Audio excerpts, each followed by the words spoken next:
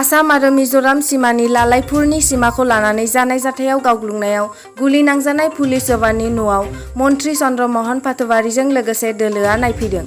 कक्राझार जिल्लानि गसाइगाव महकुमानि सिङाव थानाय दाउलाबारि गामिनि गुलि नांनाय आसाम पुलिस जवान शिबचार्ज नार्जारी आरो नखरनि सोद्रोमाफोरखौ नायफैनानै गासै दोलोआनो जवाननि देहानि थासारिखौ नायबिजिरनानै बुजिनानै लायो।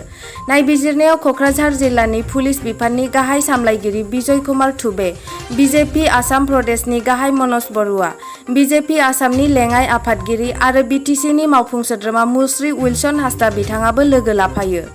गुलि नांनाय जवाननि न'आव नायबिजिरनायनि उनाव मन्त्रि बिथाङा जवाननि देहानि थासारिखौ फननि गेजेरजों मिथिनानै लायो। আজি মানে আমাৰ আচলতে অসম মিজোৰাম সীমান্তত যিটো দুখজনক ঘটনা সংঘটিত হ'ল, তাত আমাৰ অসম পুলিচৰ কেইবাজনো জোৱান নিহত হ'ল আৰু কেইবাজনো জোৱান আহত হৈছে। আৰু আমাৰ দলৰ তৰফৰ পৰা আমাৰ সকলো বিধায়ক, মন্ত্ৰী আৰু দলৰ কৰ্মকৰ্তাসকলক তেখেতসকলৰ ঘৰলৈকে গৈ পৰিস্থিতিৰ বুজ ল'ব দিছে আৰু স্বাস্থ্যৰ খবৰ লোৱাৰ কাৰণে আমাক পাৰ্টিৰ তৰফৰ পৰা নিৰ্দেশ দিছিল। আৰু সেই নিৰ্দেশমৰ্মে আমি আমাৰ লগত আমাৰ প্ৰাক্তন মন্ত্ৰী আৰু আমাৰ দলৰ উপসভানেত্ৰী ৰেখাৰাণী দাসবৰুৱা ডাঙৰীয়ানী আৰু আমাৰ পাৰ্টিৰ স্প'ক্সমেন মনোজ বৰুৱা ডাঙৰীয়া আৰু আমি ইয়াতে আজি আহিলোঁ। আহি আমি কোকৰাঝাৰৰ টাউনতো আমাৰ জহিৰুল ইছলাম ডাঙৰীয়াৰ ঘৰলৈকে গৈছিলোঁ আৰু আজি আমি ইয়াতে শিৱা নাৰ্জাৰীৰ ঘৰতো আহিলোঁ। তেখেত এতিয়া আহি আছে, ৰাস্তাতে আছে। তেখেতে মানে লামডিং পাইছে এতিয়া, গতিকে অহাকালি নিশ্চয় পাই যাব।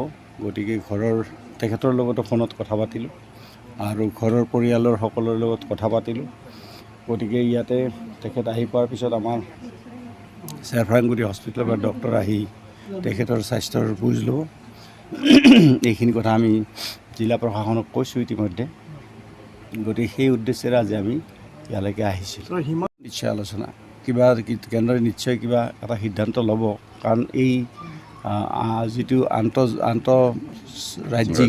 আন্তঃৰাজ্যিক সীমাৰ ক্ষেত্ৰত এইটো কনষ্টিটিউশ্যনেল বাউণ্ডেৰী আৰু এই কনষ্টিটিউশ্যনেল বাউণ্ডেৰীৰ ওপৰত অকল ভাৰত চৰকাৰেহে সিদ্ধান্ত ল'ব পাৰিব।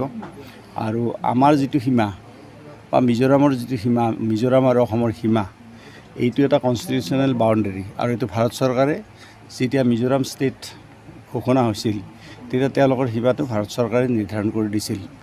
গতিকে সেইমতে এই কনষ্টিটিউশ্যনেল বাউণ্ডেৰীৰ আমাৰ ভিতৰত আমাৰ পুলিচ আৰু আমাৰ মানুহে শান্তিত আমি আছোঁ আৰু আমি আহ্বান জনাইছোঁ মিজোৰামকো তেওঁলোকৰ শান্তি সম্প্ৰীতি বজাই ৰাখিব লাগে আৰু তেওঁলোকৰ যি কিবা ক'বলগীয়া আছে সেই ক'বলগীয়া কথাখিনি তেওঁলোকে ভাৰত চৰকাৰক কওক আৰু ভাৰত চৰকাৰে সেইমতে সিদ্ধান্ত ল'ব।